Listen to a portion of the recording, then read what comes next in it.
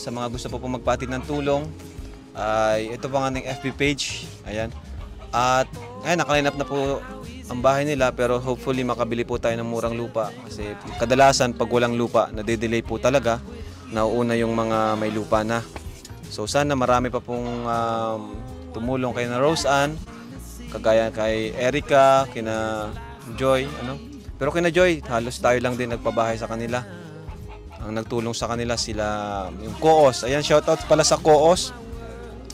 Thank you sa Coos kasi di sila nagsasawa na sumuporta sa atin. Tuloy-tuloy ang kanilang tulong sa atin. So yung pabahay natin, tuloy-tuloy po yan.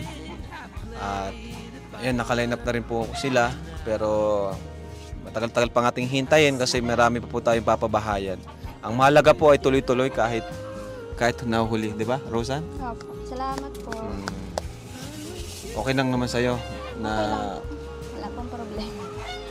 Ayan. So, next na sa ngayon, pinapabahayan ay si Samantha. Sunod si Erica. Ayan. Tapos si Dara.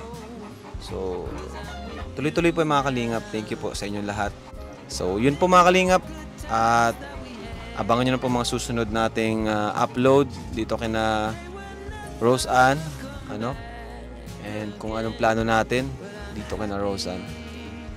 Anong tulong, anong pwede pa natin maitulong sa kanila. Siyempre sa mga nagpapabot ng tulong, hinahatid po namin kaagad. I'm Kelito from G Group California. We're here in Vienna right now.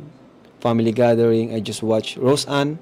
Baka pwede tayong makatulong sa pagbili ng lot nila. May access ako kayo. Oh, wow, grabe. Thank you po, thank you. Sobrang good news po nito. Grabe. Thank you po. Sige po, si Edo na lang pong kausapin niyo. Alam ko po na si Edo yung madalas niyo pong kausap. Thank you po, thank you kay Kuya Lito. Salamat din po sa suporta niyo kay Edo, no?